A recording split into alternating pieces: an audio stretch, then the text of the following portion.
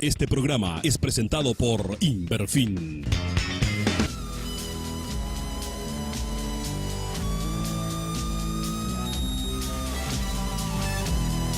¿Cuál es la importancia política de los 100 primeros días de un gobierno que está comenzando?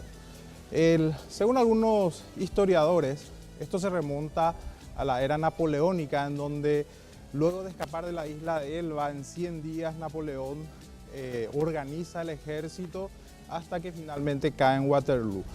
Pero fue en 1933 en Estados Unidos, donde Franklin Delano Roosevelt aplica en los primeros 100 días de su gobierno, los que se conoce como el New Deal, o sea, los 15, el paquete legislativo, los 15, que sirvieron para como una especie de barómetro para lo que fue su posterior gobierno. Desde ahí prácticamente todos los países lo utilizan en forma simbólica.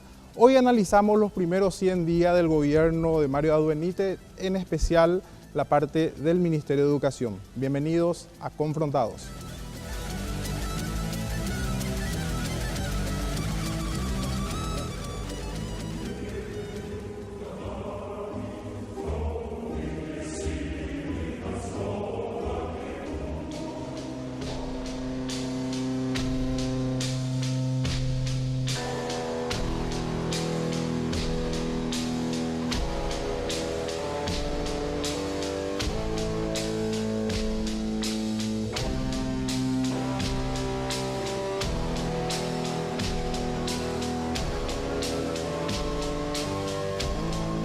Mr. Gorbachev, tear down this wall.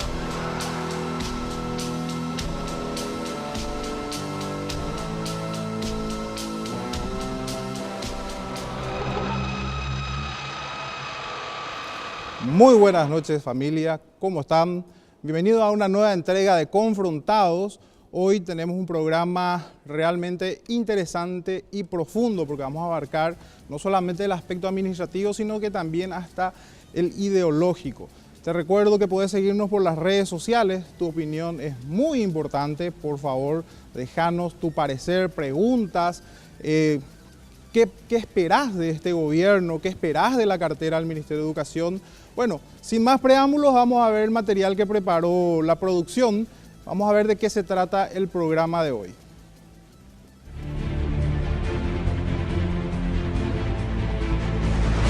Crónica de los 100 días de gestión de Petta. Desde su nombramiento como ministro, Eduardo Petta ha generado mucho de qué hablar. Hoy, tras varios sucesos desde el primer día de su gestión, hacemos un recuento de los hechos más resaltantes que han marcado su trayectoria hasta ahora. En su primer día laboral en el MEC, controló a todos los funcionarios durante las marcaciones. En contrapartida, algunos sectores docentes sostuvieron que esto no le correspondía. El secretario del Estado iniciaba así su gestión. El 3 de septiembre, Petta se comprometió con denunciar a los planilleros ante la Fiscalía. Comunicó que detectaron 1.200 rubros docentes vinculados a la actividad política. Este anuncio generó que la opinión pública se incline a su favor. Otro hecho sorpresivo fue cuando el ministro permitió el ingreso de los agentes de la Senat con perros al Colegio Nacional ISAT de Asunción en busca de drogas. El senador Víctor Ríos respondió a este acto calificando a Eduardo Petta como fascista. Este es un acto fascista, señor presidente. Pero qué manera de interactuar. Entrar con perros a un colegio secundario con un organismo absolutamente represivo. Crisis en el MEC. De esta forma se titulaba en la mayoría de los medios de comunicación al enfrentamiento del secretario del Estado con Nancy Ovelar, ex viceministra de Educación. Esto desató varios desacuerdos por parte de alumnos y gremios docentes en contra del ministro. Por su parte, Eduardo Petta afirmó que renunciaría si Nancy Ovelar era mantenida en el cargo. El presidente Mario Abdo Benítez accedió a la petición del ministro y, en contraparte, alumnos de la FENAES exigieron la renuncia del mismo. ¿Acaso cocinera? Otro hecho polémico fue el contrato de la cocinera Carmen Colarte en el Departamento de Alimentación Escolar. La denuncia hace referencia a la designación de Carmen sin un concurso previo. Eduardo, en una nota con ABC, aclaró que ella no fue contratada como directora, sino como auxiliar. Marcha por la familia. Un número considerable de personas marcharon hasta el MEC para entregar un manifiesto en donde exigieron al ministro la protección de la educación sexual de los niños en las escuelas. Él mismo respondió que no permitiría la intromisión de ideologías que estén en contra de la Constitución Nacional, resaltando que Paraguay es un país soberano. Este anuncio desató nuevamente opiniones a favor y en contra. Durante los primeros 3 meses, esta gestión educativa se presta para varios análisis. Hoy, con nosotros, el protagonista principal de estas notas, el ministro Eduardo Peta. Además, hoy nos acompañan movimientos estudiantiles, quienes conocen de cerca el día a día en la educación. Esto es Confrontados.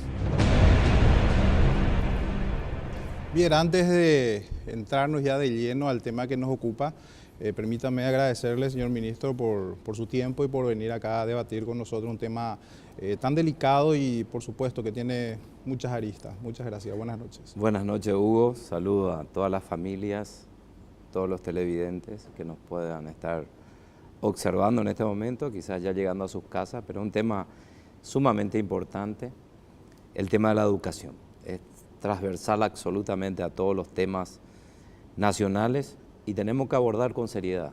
Es decir, tratar de debatir y escucharnos sería la base principal para comenzar a transformar la educación. También damos la bienvenida a los estudiantes invitados, como cada programa también nos están acompañando. Por supuesto, van a tener la oportunidad también de hacer sus preguntas. Muchas gracias, chicos. Dentro de un rato ya comenzamos el debate, que yo estoy seguro que el ministro va a contestar sus preguntas.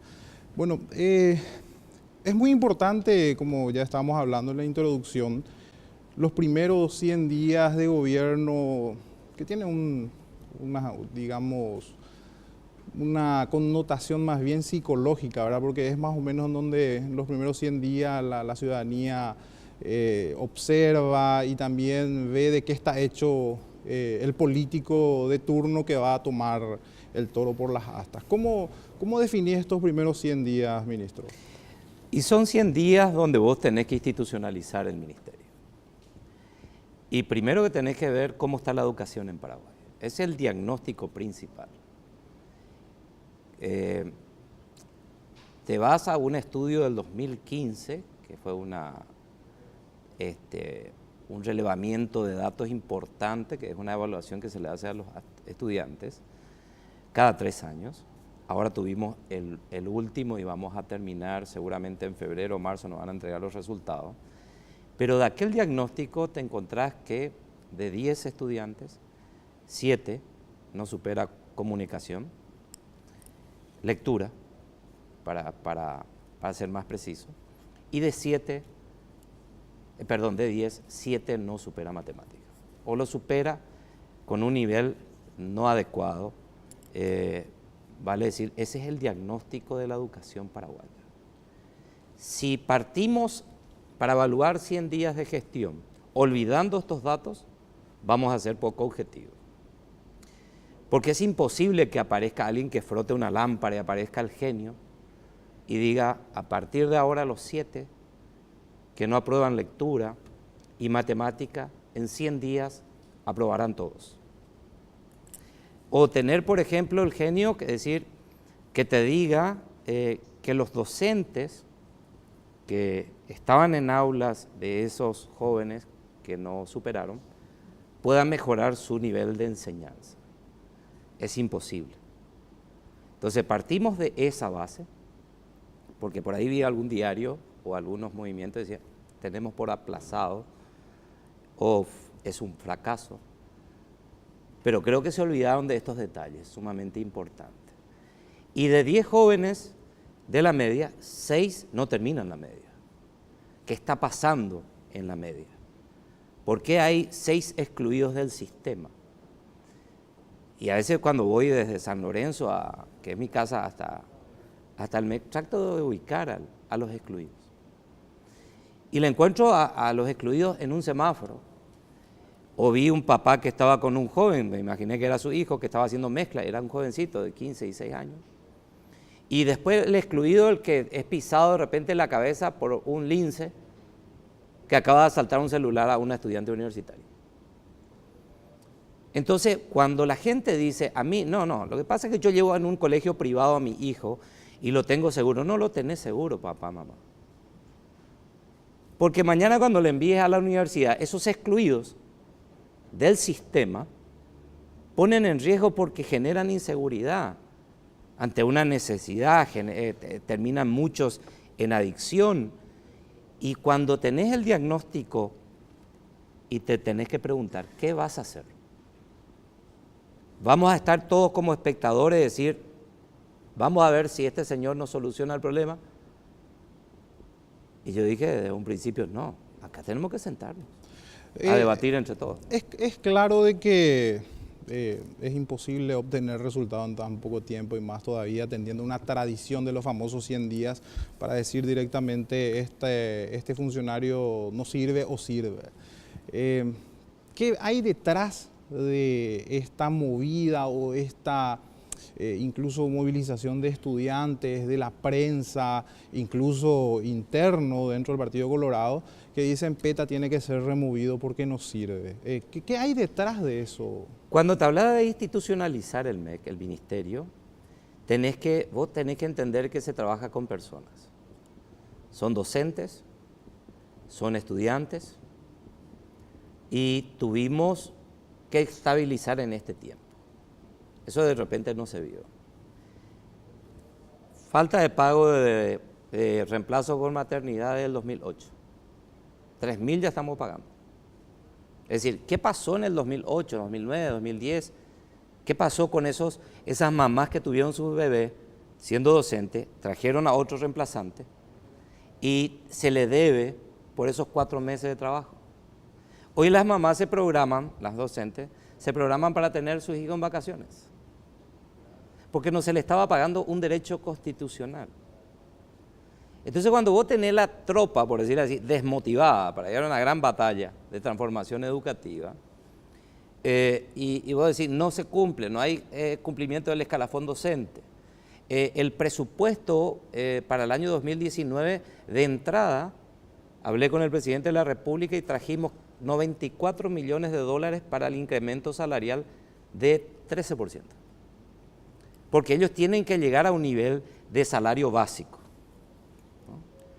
Entonces vos decís, bueno, tengo personas que tienen que trabajar, que tienen que estar bien. Vos tenés docentes que se enferman y que no pueden ir a IPS o porque tienen que dejar el aula. Entonces, ¿qué hicimos en estos 100 días? Hicimos un acuerdo con Salud Pública, con IPS y se llama el Previbus escolar. Llevamos nosotros a los funcionarios del IPS a atender en aulas a las docentes, y Salud Pública, que nunca atendió en las escuelas, hoy está atendiendo a los alumnos, no solamente para vacunar, sino atención odontológica, y ese es un programa que va a ser extensivo absolutamente durante este tiempo de gobierno.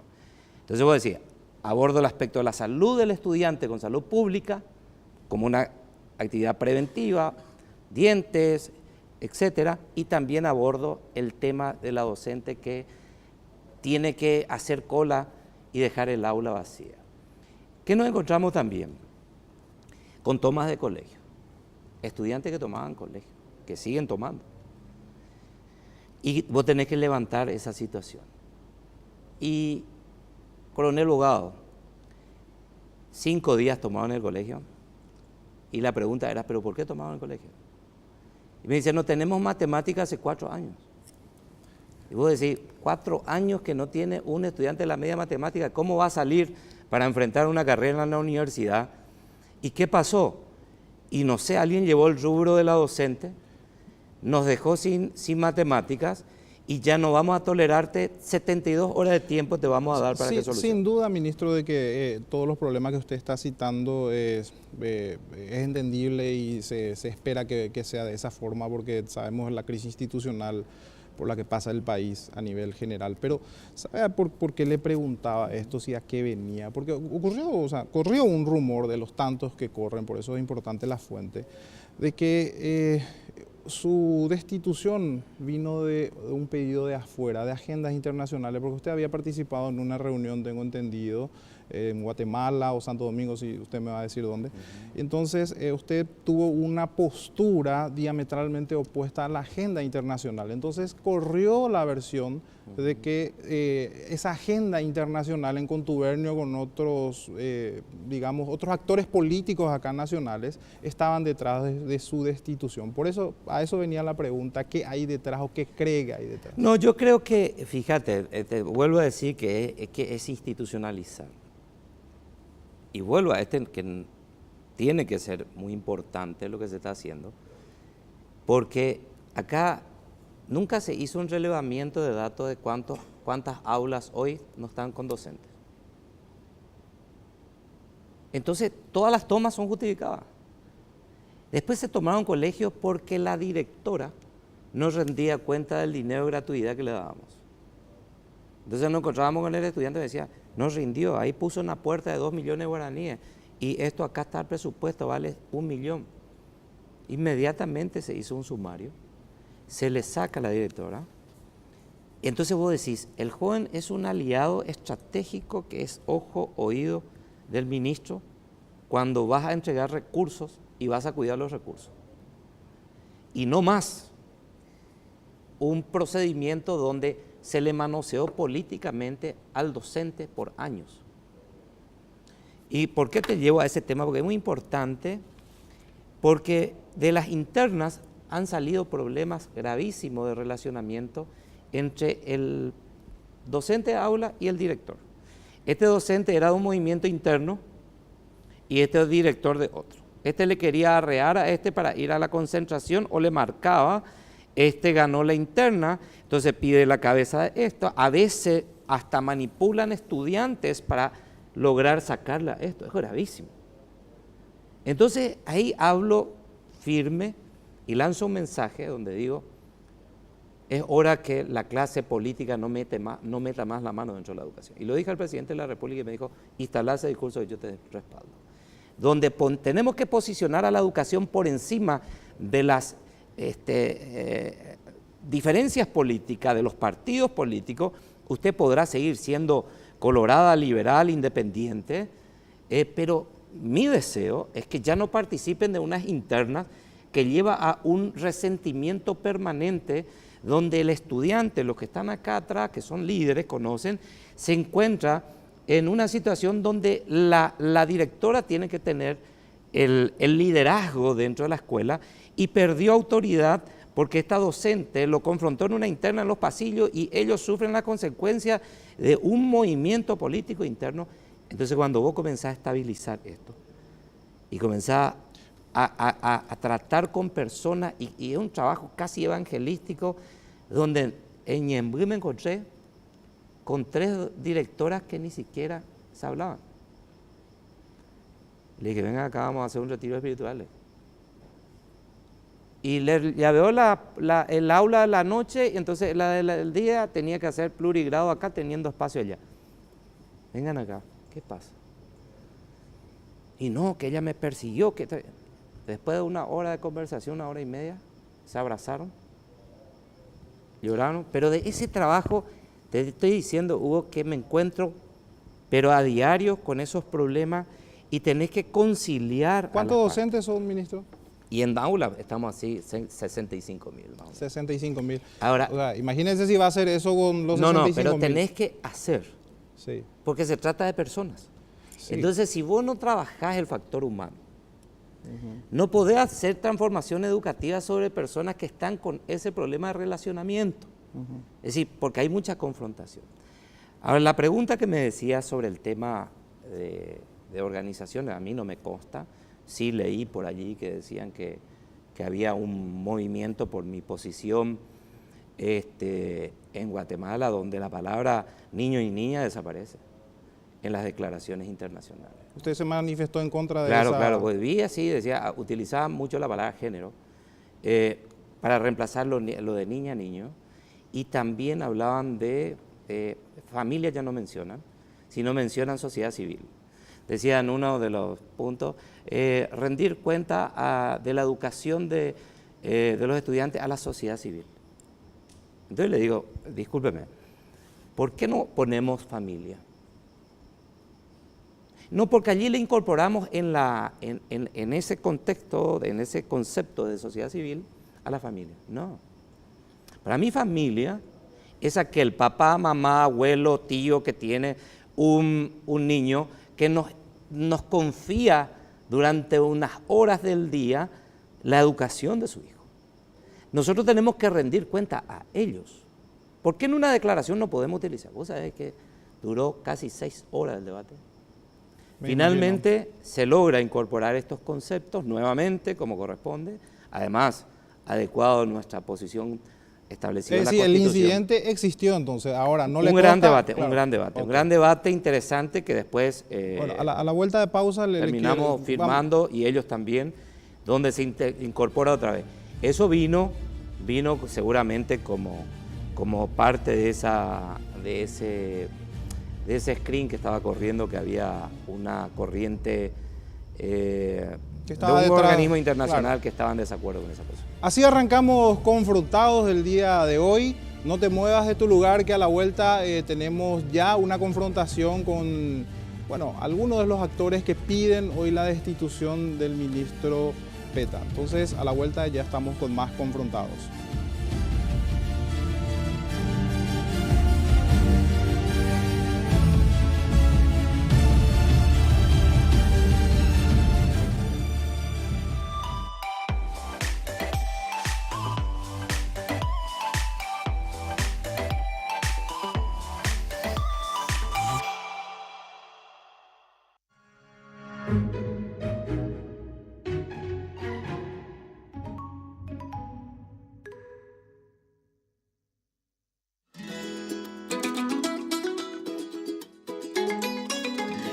Carlos Pefaur y Elisa Guanes te despiertan con las informaciones más resaltantes para iniciar tu jornada de la mejor manera, dando énfasis a las noticias del Chaco paraguayo, de la mano de un equipo de producción comprometido con la verdad. Pulso del día, de lunes a viernes de 6 a 7:30 de la mañana, por la RCC.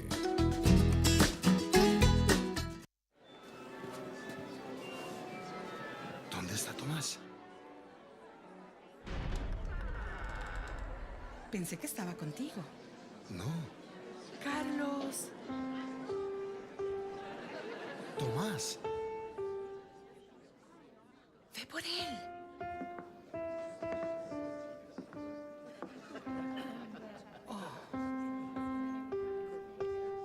Sigue tocando, no te detengas.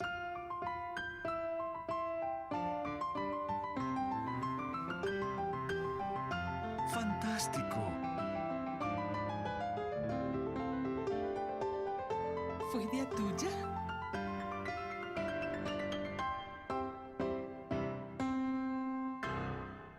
Muy bien. La inspiración, pásala. Un mensaje de la Fundación para una vida mejor. Este dúo dinámico hace de tus mañanas las más entretenidas. Lore y Jonathan te esperan con la mejor onda en Bendita Mañana.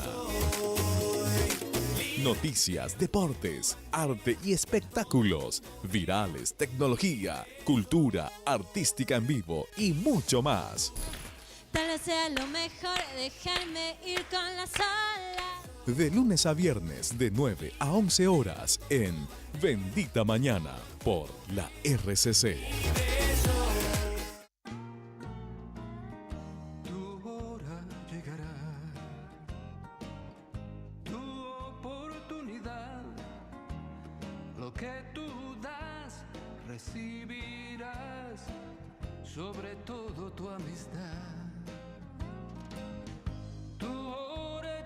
Cuando uno hace un amigo, hace algo fantástico. Tu oportunidad.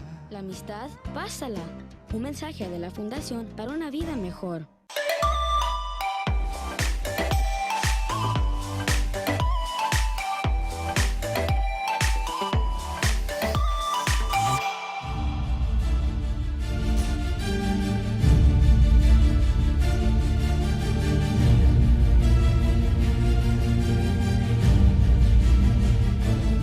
Bien, ya estamos de regreso. Vuelvo a recordarte que podés participar desde tu casa, donde estés, a través de las redes sociales. Hacé tu pregunta, tu crítica, todo va a ser muy bienvenido en el programa.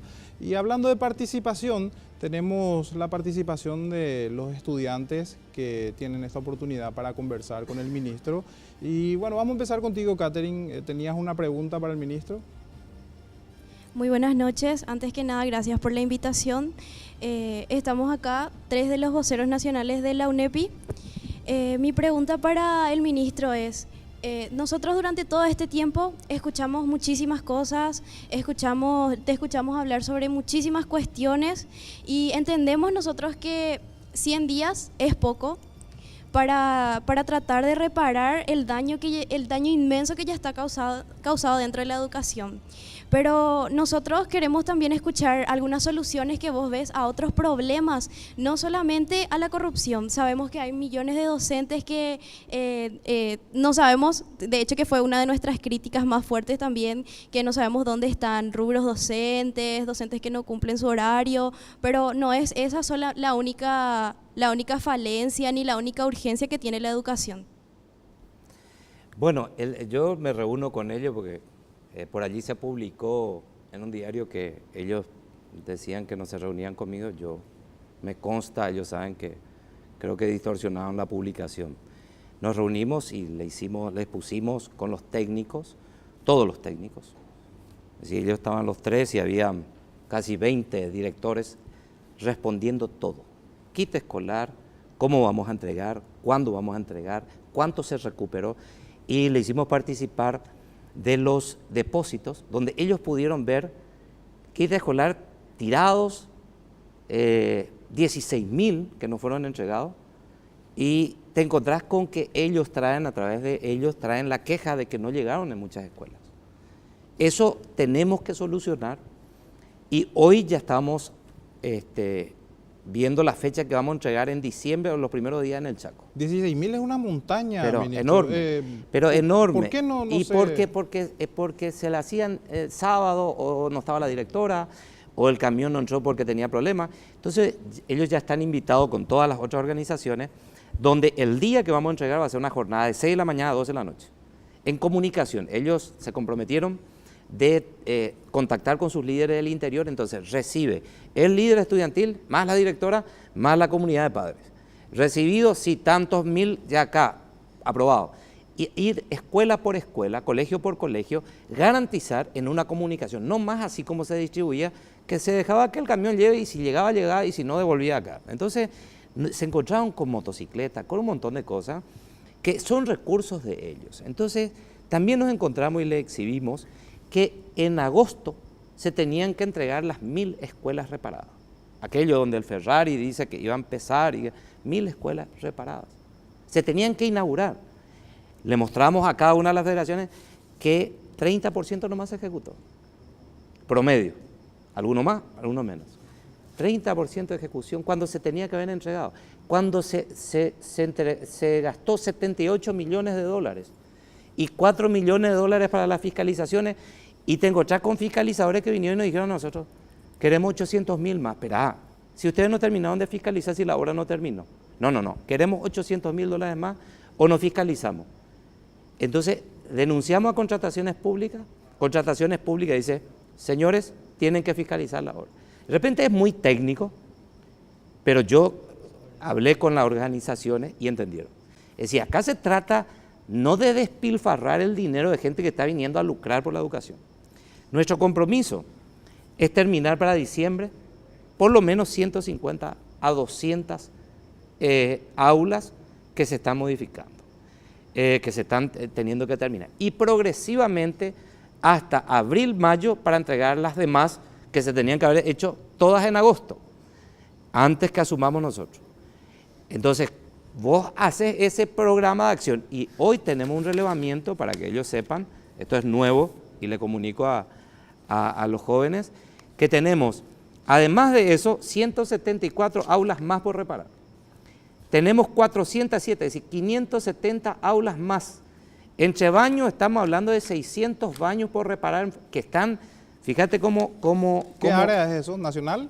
a nivel nacional. Resumen de las instituciones educativas en situación de emergencia. Esto está en semáforo rojo. Después te voy a dar aulas con peligros de derrumbe. ¿Y cómo un ministro va a hablar así? Es el diagnóstico que levantamos ahora. 581 aulas con posibilidad de derrumbe. Para la vida de los jóvenes. Correcto. Entonces, ¿qué es lo que vos tenés? Hoy tenés un diagnóstico de relevamiento de datos reales donde tenés que invertir. ¿Qué hicimos para el presupuesto 2019? 11.000 millones de guaraníes logramos para intervenir estas 581 obras que están por derrumbarse. Entonces, tenemos que comprender, y yo quiero que ellos sean fiscales con nosotros, de que acá hay que terminar las obras que se dijo que se iban a terminar, y conectividad también reclamaron. Conectividad estaba parado. Para fin de año. ¿Qué es conectividad? Para que conectividad de internet en las escuelas. Okay. Vamos a llegar, mi deseo, que tenía que haberse entregado en agosto, mi deseo es que lleguemos para los primeros 15 días de enero a 1.000 escuelas conectadas y tenemos recursos de la Unión Europea para 1.100 escuelas vía satélite de la conectividad, porque la fibra óptica no llega. Estaríamos hablando de casi 2.100 escuelas y ahora estamos entregando computadoras para el área administrativa que va a sacar la burocracia de todo el sistema, que hoy es un montón de papeleo. Eso ya está. Es decir, eso es lo que yo le respondí a los dirigentes estudiantiles, y decirle, esto es lo que hoy estamos haciendo con posibilidad de ver resultados en forma inmediata a temas que están realmente abandonados cuando hemos tomado la cartera. Brian, ¿tenías también una pregunta que hacerle al ministro? Sí, antes que nada, buenas noches, señor ministro, también a los compañeros que están del otro lado. Y yo tenía en realidad dos preguntas puntuales, pero la primera que quiero hacerte es, ¿cuál es básicamente la bandera de lucha que el ministro Eduardo Peta junto con todo su gabinete va a tomar para enfrentar este tema de la educación, y que cuando llegue 2023, y si volvemos a tener así un programa, yo te pueda preguntar también y decirte, bueno, esto fue lo que me dijiste y esto fue lo que se hizo? ¿Cuál va a ser esa bandera de lucha para enfrentar las problemáticas que hoy presenta la educación? Infraestructura es un tema que vamos a invertir. Después tenemos problemas, ustedes saben perfectamente, donde hay colegios que tienen más docentes que alumnos. Eso hay que fusionar. Eso hay que fusionar en forma inmediata, porque si no es un gasto innecesario. Después tenés escuelas que ya no se pueden reparar. Es decir, es gastar el doble. Entonces tenemos que construir, hay un modelo integral que estamos presentando como proyecto para 4.500 jóvenes, se va a hacer en Central 1, ya tenemos los recursos, no son del presupuesto del Estado, sino donaciones, donde vamos a ser altamente técnico, donde se habla de mecatrónica y tecnología, que es la base para que ustedes puedan enfrentar el siglo XXI. Entonces, la jornada extendida es un desafío. Hacer que de 8 de la mañana a 16 horas, y me decía el líder de estudiantil, que seguramente va a intervenir, me dijo, pero vos sabés que yo no aguanto 4 horas y me vas a hacer aguantar 8. Y tienes razón porque hoy el modelo de las escuelas casi caídas, donde no hay absolutamente nada. No, vamos a incorporar el inglés de tarde, teatro, cultura, música, para hacer una proyección a la jornada extendida, porque los expertos internacionales te dicen, si Paraguay sigue con 4 horas nomás en aula, son un fracaso para el futuro. Tienen que ir a 8 horas y esa es la proyección al 2023. Y el otro tema es que yo me pregunto, ¿cómo vas a hacer para revertir ese dato trágico que tenemos de la matemática? Inmediatamente. El año que viene ya tenemos focalizado. ¿Sabe cómo hicimos? Que no se hizo nunca en el 2015. Se tenía el diagnóstico y no se sabía dónde estaba el docente que tuvo ese problema o el alumno que dio mal su examen de matemáticas o de lectura. Hoy tenemos focalizado la escuela, el docente, y vamos a apuntalar y vamos a reforzar con capacitaciones a matemáticas y a lectura de estos docentes con planes que sí están siendo exitosos, como Tiquichuela, que son programas exitosos ahora hacia Caguazú, y son modelos de matemáticas que te pueden dar resultados y ciencia que te puede dar resultados. Después leo, pienso y aprendo, que es exitoso en Cazapá y en Misiones, donde el nivel de lectura de esa gente que tuvo ese plan salió semáforo verde porque no solamente leían, sino comprendían lo que leían. Entonces, cuando vos tenés programas exitosos, así focalizados, decir, pero ¿qué pasa que no se extendió a todo el país? Eso vamos a extender a todo el país para que en el 2023, sea yo el ministro o cualquiera, pueda decir, el dato cambió, ya no tenemos de 10.7, tenemos de 10.5 o de 10.4, que ya va a ser exitoso en la gestión de cualquier gobierno que pueda venir para transformar la educación. Ese es el desafío. Y por último, ¿otra pregunta? Vaya. ¿Puedes intervenir? Bueno, buenas noches, ministro Hugo, a los demás compañeros. Yo soy Roberto Gion, soy vocero nacional de la UNEPI. Mi pregunta es así. Tanto este nuevo ministerio, en las reuniones que tuvimos, nos estuvo diciendo, una de las banderas que queremos tener es que los niños lean 100, 150 libros al año. Y me encuentro la trágica noticia el viernes pasado, que me voy a una reunión y me dicen, en el 2019 ya no se entregarán libros en los colegios. Y yo me quedo sorprendido porque realmente es una lucha que nosotros como UNEPI llevamos más de 3 años pidiendo libros para los estudiantes. Entonces la pregunta es, ¿cómo van a hacer eso si apenas los pocos libros que tenemos nos van a quitar ahora y no se van a más entregar? No sé quién te habrá dicho eso. O al contrario, no, al contrario. El viceministro me dijo. No, al contrario, no creo. Al contrario, estamos entregando libros para carreras técnicas, nunca antes entregados. Nunca antes entregados. Estamos entregando ahora con una inversión fuerte, y el miércoles lo vamos a hacer a Ciudad del Este, que son para carreras específicas que nunca se tuvo. Un libro no puede faltar en una institución educativa, ni mucho menos en una escuela. Eso sería una opinión sumamente desacertada, si es que lo dijo el viceministro, si usted afirma, pero eso es imposible. O sea, ¿usted me está diciendo que se van a entregar libros para el plan común? Claro, se entrega, tiene que llegar. Los libros del plan común. Ahora, si vos me decís, en la proyección de la utilización de la tecnología, ¿va a salir el libro como en el papel? Sí, eso sí. Porque al ingresar la tecnología en las 1000 escuelas, que va a ser progresivo, ya se digitalizan los libros. Entonces vos ya vas a tener... ¿Quién decide lo que van los textos, ministro? Es nada más para que la ciudadanía entienda eso. O sea, que hay una consejo, dirección, hay una dirección específica que toma las decisiones. ¿Qué va y qué no va? Sí, así mismo. Sí. Brian. Bueno, y la segunda pregunta que tenía era concreta. Con la poca inversión que hoy por hoy tenemos, porque Horacio Cartes había dicho en el año 2015 de que iban a incrementar gradualmente hasta llegar al 7%, y era 3.5% cuando eso. Obviamente eso no se cumplió, y con la poca inversión que hoy por hoy tenemos va a ser posible llegar a toda esa infraestructura, todo eso que vos me respondiste recién, para que sea posible en 2023. ¿Sabe qué me encontré? Me encontré con que se tenían recursos, del Fondo para la Excelencia se tienen recursos. No se ejecutaba. O sea, el problema de ejecución directamente. Es una máquina que no da ni media vuelta, da vuelta a sus ruedas. Increíble.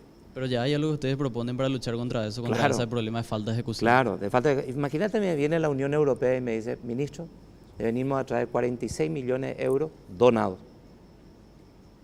Y si ustedes ejecutan bien, rápido y transparente, para el año que viene tienen 40 millones de euros más.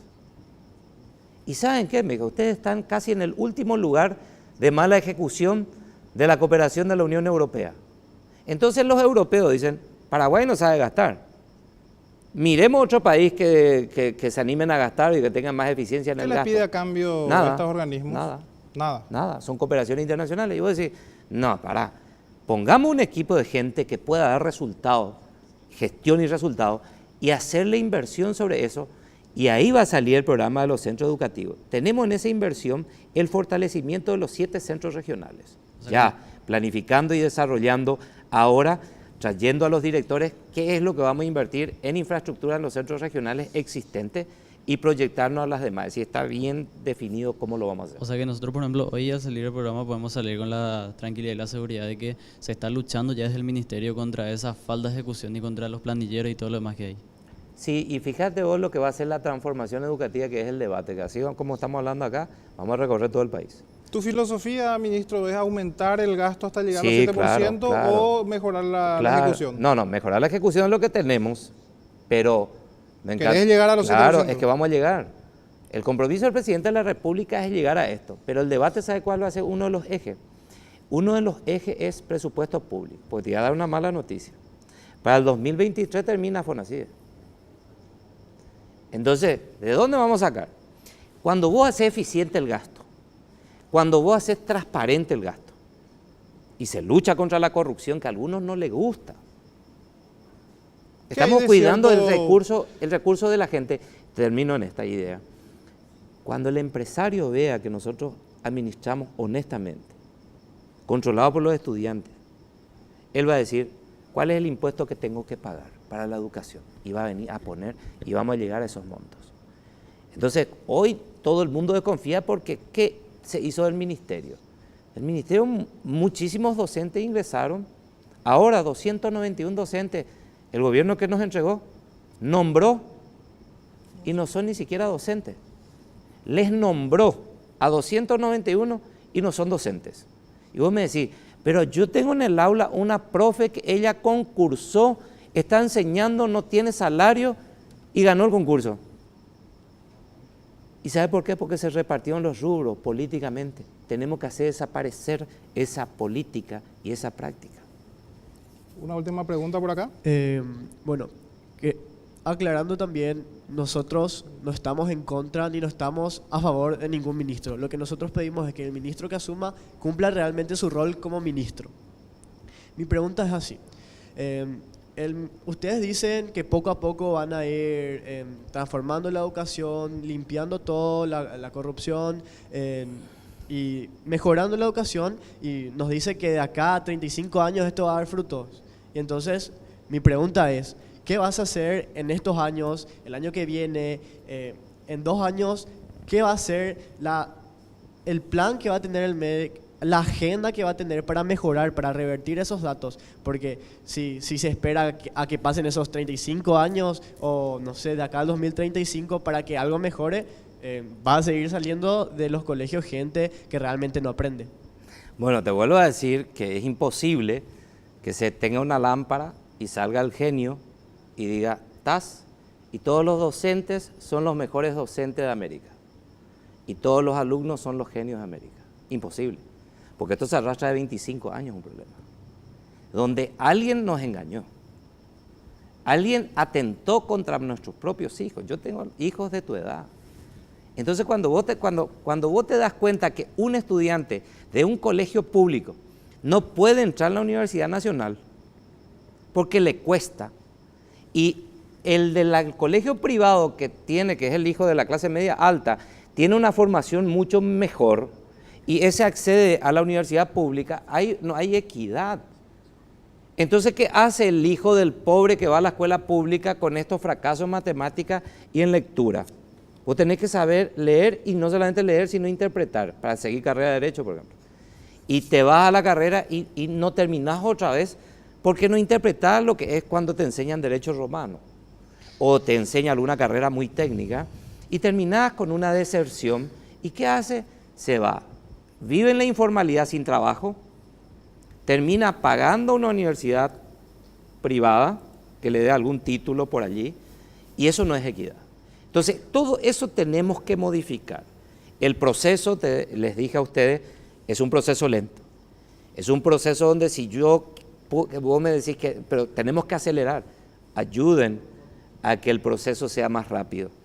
Pero los institutos de formación docente hoy están teniendo que actualizarse, y estamos ya en el plan de acción para el 2019, donde tenemos que actualizar a los formadores, porque en un instituto de formación docente sale el que va a ser docente. Al formador actualizarle, formar a los formadores para tener mejor calidad de este docente, y este docente hoy, el que está en el instituto de formación docente, mira, no hay un buen salario. Segundo, no hay perspectiva en la docencia de proyección de futuro. Y estamos teniendo 2.000 docentes que se jubilan por año, y vos que entendés de finanzas, 650 salen de los institutos. En 10 años, si nosotros no hacemos atractiva la formación del docente, vamos a quedar sin docente en aulas progresivamente. Y entonces hicimos ahora con Senavitat, hicimos un convenio de lograr la vivienda para el docente, que sea atractivo, que la gente diga, mira, como en Finlandia, se le saca al mejor alumno de la media y se le dice, usted va a tener estos beneficios para seguir la carrera de docente y hacerla atractiva. Entonces es una modificación sistémica que lleva un proceso a corto plazo, que ya dije anteriormente, el tema matemática y lectura, inmediatamente focalizar a la capacitación de nuestros docentes donde se tuvo problemas, la inversión en infraestructura, que es un tema pendiente, y el ordenamiento nacional, donde ya no falte un rubro en el aula de tus compañeros, como hasta hoy sigue faltando, porque atenta contra la calidad educativa. Aquí tenías ya al ministro que está en su rol de administrador, o sea, nos estaba contando cuáles son sus logros, las dificultades por las que está pasando y cuál es su proyección. A la vuelta a la pausa vamos a conocerle al ministro que va a tratar de defender el aspecto filosófico, el aspecto de los principios. Finlandia, Singapur, ¿qué dicen los gurúes que tanto le atacan a los ministros cuando entran? No, este no sirve porque... Bueno, a la vuelta a la pausa ya vamos a entrar en el ámbito un poco más filosófico.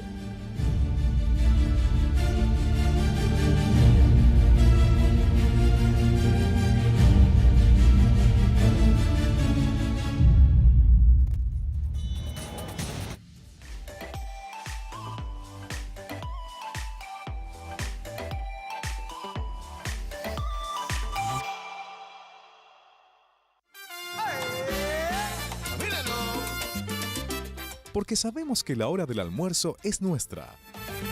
Apaga las noticias, sal pa' la calle. Anto y Lizzy te invitan a que compartas sus recetas favoritas, combinando la cocina con un toque de amor. Invitados variados con temas actuales, educativos, tips de cocina y mucho de qué hablar. Entre nosotras, de lunes a viernes, de 11 a 12 horas, por la RCC. Hoy sé que a tu lado hasta el final yo llegaré, pero lo sé, por ti nacen besos nuevos cada amanecer, mi inspiración, mi voz, eres tú la fuerza que me hace creer, mi fe.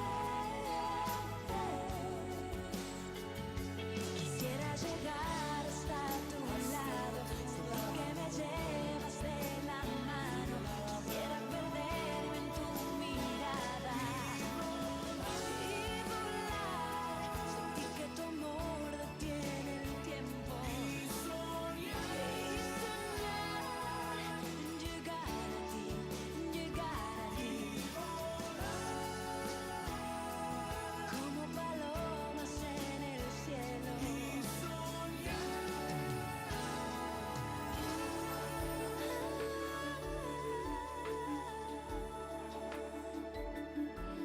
Llegar a ti.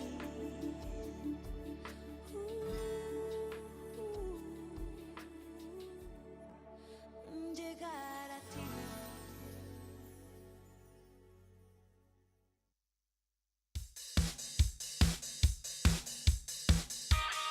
El programa deportivo que revoluciona la televisión y que solo la RCC te puede ofrecer.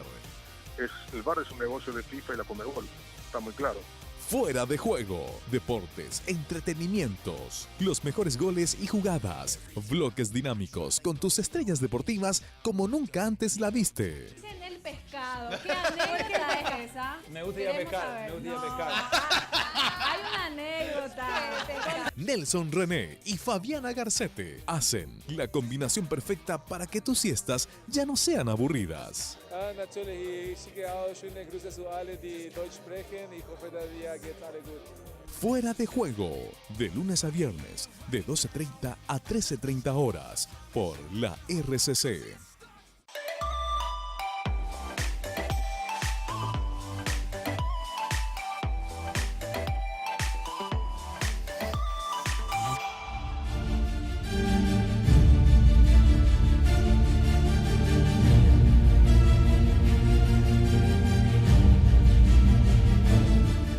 Ya estamos arrancando este tercer bloque.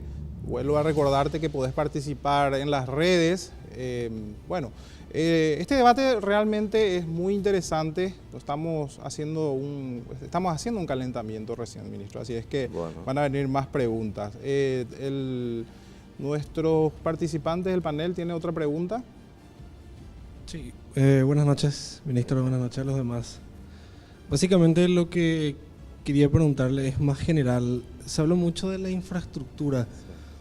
Yo sé que es importante, pero me parece que es algo que va muy a la vez general y superficial, porque yo prefiero un buen maestro que un buen edificio para estudiar. Y lo que yo quiero saber es qué se necesita o cuándo sería, porque me imagino que tiene que haber un plan de ejecutar esta cosa que en realidad nadie quiere hacerse cargo.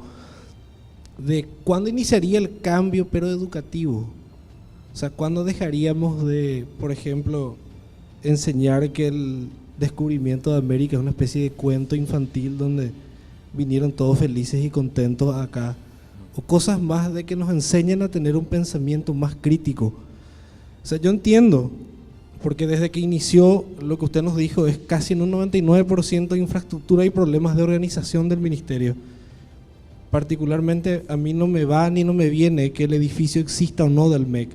O sea, los cambios que usted mencionó son del MEC, no de nuestra educación. Y está muy lejos. O sea, solucionar un problema de un planillero no me hace a mí saber matemáticas, ¿verdad? A eso es lo ¿qué falta? O que usted nos diga, por ejemplo, bueno, necesito terminar el problema de la infraestructura y ahí. O a tal año hasta ahí y ahí sí o sí tiene que iniciar el cambio. A eso yo es lo que iba en concreto.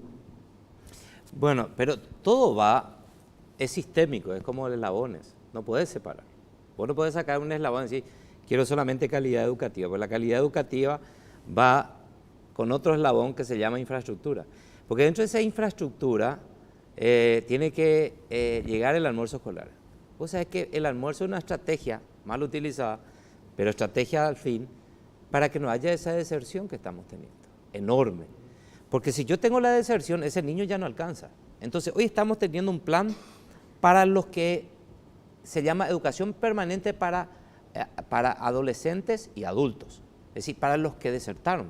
Estamos detrás de esos que han dejado las escuelas con un programa especial para alfabetizar, ¿no? Entonces, hay un plan de acción sobre eso ya en desarrollo.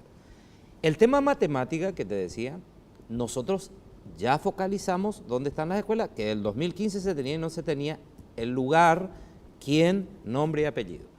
Ya tenemos identificado al docente, vamos a capacitar y ayudarles a mejorar sus clases para que el aprendizaje sea distinto en aula.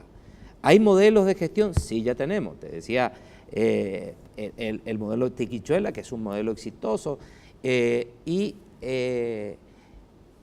eso llevar a las aulas, y me decían, no, pero tiene un costo, porque hay que tener un reproductor. No, eso no hay problema, si tenemos que presupuestar. Entonces va relacionado lo educativo con la infraestructura en desarrollo. Nosotros vamos a ir por este lado en infraestructura que tenemos que mejorar y por este lado la calidad educativa en desarrollo con la capacitación de estos docentes.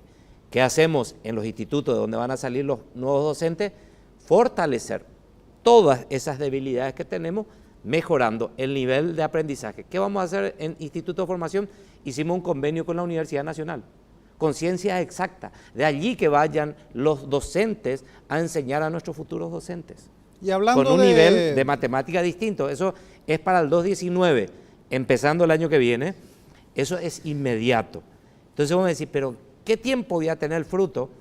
Se va a llevar un tiempo. Yo no vine aquí a tener el fruto inmediato de una siembra, yo vine a De repente estoy en el proceso de preparar la tierra, de estroncar, si hay un tronco, y vendrá algún ministro de aquí a 10, 15 años a traer y a cosechar lo que se hace hoy. Si yo hoy vengo con un carácter político de tener éxito ya, me estoy equivocando. Alguien tiene que pagar este precio. Hablando de calidad educativa, ministro, seleccionamos una pregunta de nuestros televidentes. ¿Qué piensa de enseñar el feminismo en las escuelas? Una especie de pelota tata ese, ministro. ¿Cómo? No, está el empoderamiento de la niña, que es un tema que inclusive en Guatemala se puso dentro del... ¿Y qué significa eso? El empoderamiento de la niña es a fin de que esta nena tenga un día de gobierno dentro de las instituciones públicas de un país, que sea visible, que la niña tenga un día especial, que es el Día Internacional de la Niña, y que se desarrolle la actividad como tal, donde la niña va al poder. ¿Y cuándo van a hacer lo mismo con los niños, por ejemplo? No, yo hice lo mismo. ¿Sí? Yo miro y digo, no, primero no discrimine a nadie. Permiso, por eso el tema de la discriminación. Quiero decir algo.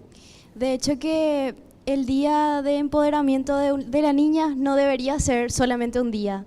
A las niñas se les debería de enseñar a empoderarse todos los días, no solamente darles un día para que gobiernen. Se les tiene que enseñar, se nos tiene que enseñar a empoderarnos y a ser autosuficientes todo el año, todo el día, durante toda nuestra vida. Sí, claro, comprendo. Yo participo más, o mi corriente es de no discriminar. Es decir, porque si lo que sucedió en el MEC, ese día especial, me dijeron, tenemos que poner todas niñas como ministro y los 3 viceministros también tienen que ser niñas, porque es el día especial. Y le dije, pero vamos a discriminar a los niños, a los varones. Y no, pero ese es el día y así es la temática. No, 2 y 2. O sea, usted rompió entonces un patrón no universal prácticamente. Sí, es lo que dicen muchos. Ni tampoco la nena. Sí. El varón tiene que respetar a la nena y la nena respetar al varón. Y hay liderazgo fuerte. Pero eso es una corriente ideológica, es decir, ¿está permitido que las ideologías colonicen las aulas con el feminismo, el machismo No. o lo que fuere? Nosotros tenemos que ajustarnos a lo que dice nuestra Constitución, ¿no? El debate, después está el requerimiento de otra corriente de estudiantes sobre el tema de la sexualidad y la enseñanza de una manera integral. Eso tiene que ser objeto de debate en el Congreso, como lo hizo la Argentina. Como lo hizo Uruguay, cuando iba a bajar las aulas, Uruguay se impidió. Fíjate que Uruguay permitió el tema de marihuana, sí, el tema aborto, pero el tema de la sexualidad integral en las aulas paró Uruguay porque no era claro, porque no pusieron de acuerdo, porque las familias vinieron con sus expresiones. Entonces, la Argentina sacó una ley y cuando saca la ley hubo una gran manifestación de las iglesias evangélicas y católicas, entonces se llevó a un gran debate dentro del Congreso y salió una ley que ahora se pretende otra vez modificar. Nosotros, yo no estoy en desacuerdo que se debata porque tenemos que ser amplio, pero el ámbito de debate es el Congreso Nacional, donde justamente a mí me llama la atención algunas cosas con relación a, ya que estamos tocando el tema. Por ejemplo, el Código de la Niñez habla de la participación de los padres en la construcción de una malla curricular, por ejemplo, o la Constitución misma. Es decir, y justamente los tratados internacionales. Paraguay, el único tratado que firmó fue el Tratado de Roma, que es el único lugar en donde habla de la palabra género, pero también hace una aclaración de que género se entiende como sexo femenino y masculino y no se tiene que interpretar en forma extensiva. Sin embargo, vemos Fiscalía con Secretaría de Género, Ministerio con Secretaría de Género, Poder Judicial con Secretaría de Género. Es decir, prácticamente en forma ilegal lo están haciendo y es una crítica, como tomando un poco lo que decís, ministro, no es una discusión para las instituciones que deben ejecutar, sino que para el Congreso. Es decir, discutamos ahí y cuando se aterriza en una ley, en todo caso se ejecute. Fíjate, la Constitución dice que la familia debe participar como protagonista principal de los planes y del desarrollo de la educación. Entonces, vos como ministro no podés incorporar algo que pueda atentar a la familia de ese niño. Entonces, tenés que consultar. Cuando vino una federación y me plantea ya, y que queremos incorporar, le dije, no, vamos a traer acá a todos los sectores. Vamos a conversar sobre este tema. Vamos a debatir. Pero vayamos al Congreso a presentar el proyecto de ley, los que ustedes quieren, y que allí se debata, que es el lugar donde están todos los representantes de los paraguayos, y que salga la ley y se cumple. Y la Constitución dice que yo no puedo excluir a la familia. Yo no le puedo imponer una regla o una enseñanza distinta a un niño pequeño, ¿no?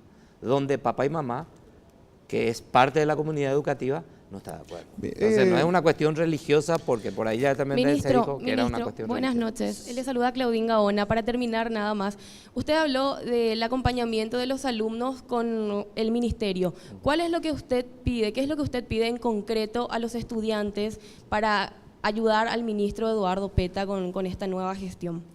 Primero, en concreto, ser ojo y oído de los recursos que nosotros estamos dando a nivel nacional. O sea, hay reglas claras, resoluciones donde la inversión en infraestructura y se da a través de la gratuidad. Es decir, vos sos director de un colegio, yo te doy un monto de dinero anual y usted invierte para la escuela y para sus alumnos. Y nosotros vamos a ir incrementando ese monto para que se tengan los recursos. Pero esa directora tiene que elaborar su presupuesto con los estudiantes, con los padres, y rendir cuentas públicas a los alumnos, a la comunidad educativa y al MEC, para que nosotros le sigamos desembolsando. Entonces, en ese proceso de inversión necesitamos de la participación de los estudiantes en todo lo que hace a su escuela, ¿no? También el tema de alimentación escolar. Fíjate, intervenimos 12 escuelas, rapidito se hizo una intervención acá en Asunción. El 60% de la comida se pierde. Es decir, no consume. ¿Qué pasó ahí? Hay escuelas que son pobres del bañado que no están recibiendo. Ahí no hay equidad. Hay una falta de control en cuanto a la distribución de alimentos, y hoy vamos a revisar el menú también. Porque hay comidas que sobran de acuerdo al día y al menú que no come el alumno. Hay leche que se tira y se lleva porque el alumno no quiere tomar la leche. Entonces, con nutricionistas estamos trabajando para que me puedan incorporar en tiempo de frutilla, incorporar con leche un licuado. O me decís, pero ¿y cómo va a ser el licuado? Allí entra el administrador y dice, bueno, pongamos las condiciones para que se licúen y se pueda servir con eso en tiempo en que haya frutilla o haya banana, y que son dos componentes bien vitaminados. Entonces vos decís, ¿se puede cambiar para hacer más atractivo el menú? Hay que estudiar. Pero acá, ¿sabes qué hicieron? Nos impusieron, estandarizaron todo, y viene el joven, se le consulta al hijo de la clase media y dice, ¿va a comer su hijo en el colegio? Sí, pone. Después viene y le sirve el plato, y él trae su dinero y se va a comprar en la cantina y no quiere comer y se va y come en la casa. Entonces, cuando vos le preguntás a los docentes y directores, ¿cómo ustedes sirven la comida? Y no, ahí se pone y vienen, hacen fila. Y no se toma el nombre. No. Esto hay que hacer, es muy sencillo, eso hay que hacer como los hoteles.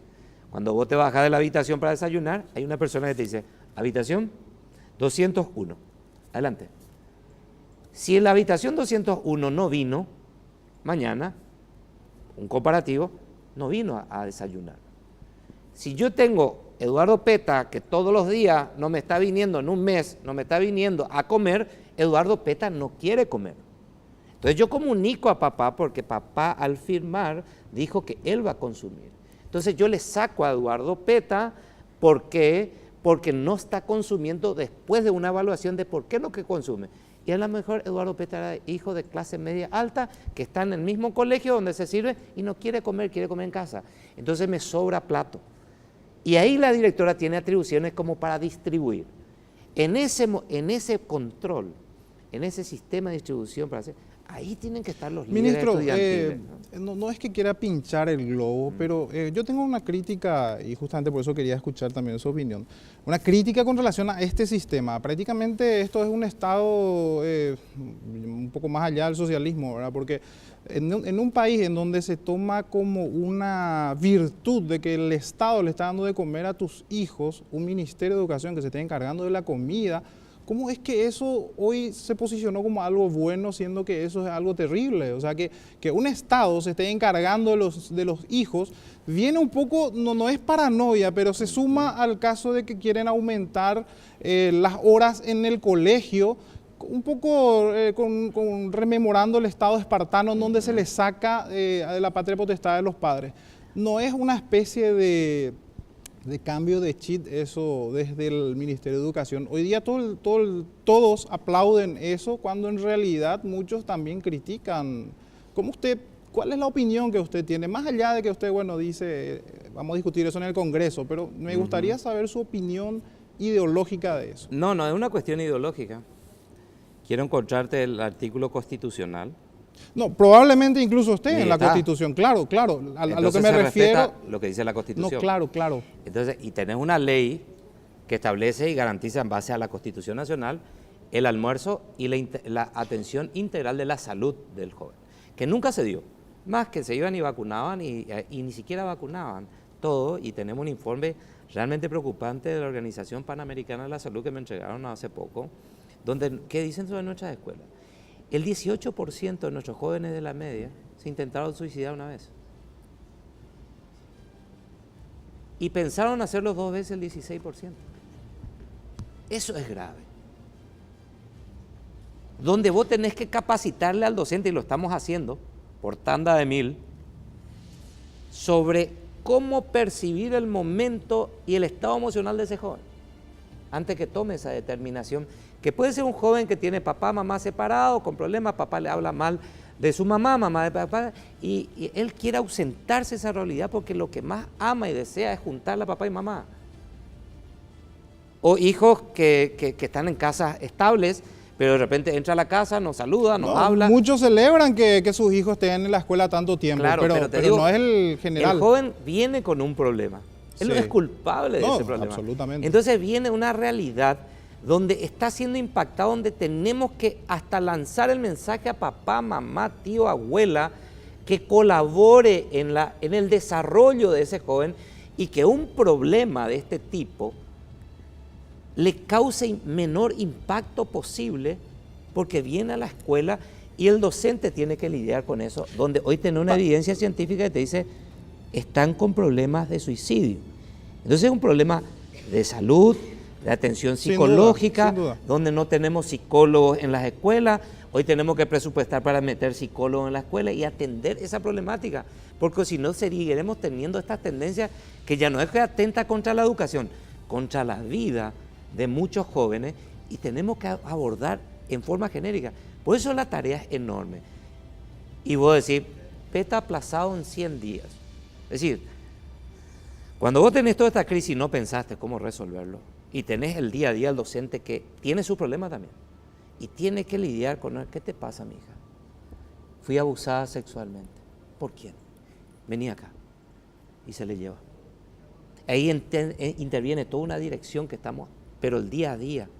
Sí, sin duda. Entonces, es una familia, una gran familia de la educación, que tenemos que ir abordando entre todos la transformación educativa, porque si esperamos en una sola persona que se haga la luz. Bueno, lastimosamente, como siempre decimos, somos esclavos del tiempo. Es un tema que hay que abordar con más tiempo. Agradecemos su tiempo, ministro. Muchas gracias realmente porque es un tema muy delicado, como siempre digo.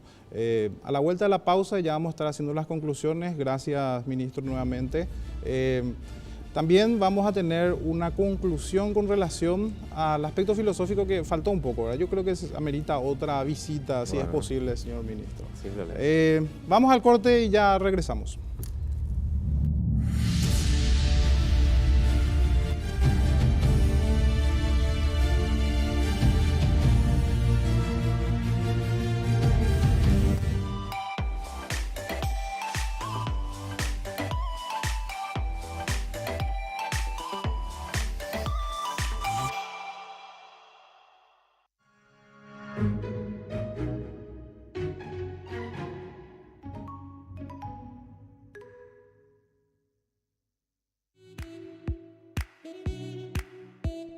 Tus tardes ahora tienen un brillo especial. Combinamos el glamour, la belleza y la elegancia para que saques a relucir la mujer brillante que hay en vos. Todo sobre moda, salud, psicología, estética, etiqueta y protocolo. Y entrevistas con mujeres influyentes. Laura Martino te acompaña con la mejor propuesta, en donde la protagonista sos vos, mujer brillante. De lunes a viernes, de 14 a 15 horas, por la RCC.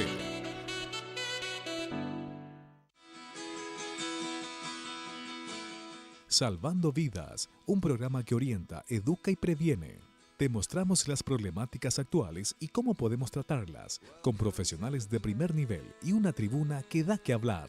Escuchamos testimonios de vidas restauradas para toda la familia. Todos los martes y jueves de 19 a 20 horas, Juan Cruz y su equipo están salvando vidas por la RCC.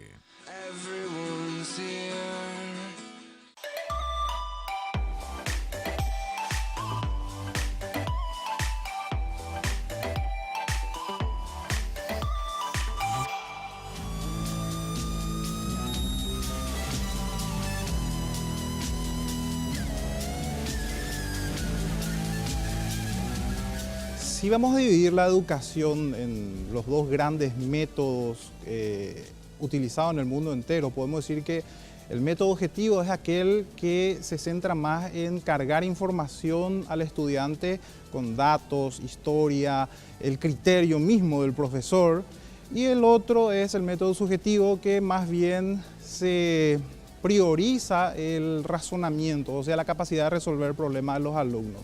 Paraguay, por ejemplo, no figura en el índice de PISA que utiliza el método subjetivo, es decir, está más preocupado en la capacidad de resolver problemas que tienen sus alumnos.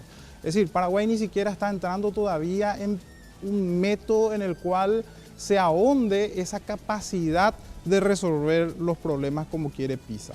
Sin duda, la educación, un tema muy sensible, constituye uno de los pilares fundamentales de cualquier política pública en el mundo. Podemos discutir si se necesita más recursos o si se necesita mejor ejecución de los recursos existentes, pero el punto es de que la educación constituye sin duda la base para cualquier tipo de emprendimiento a nivel nacional.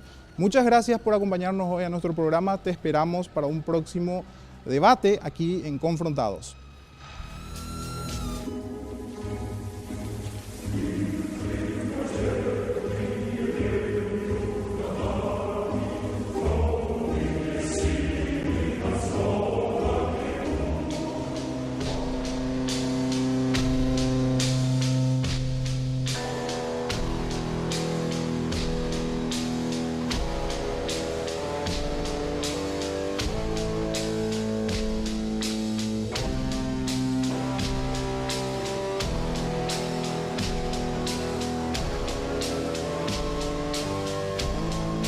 Mr. Gorbachev, tear down this wall.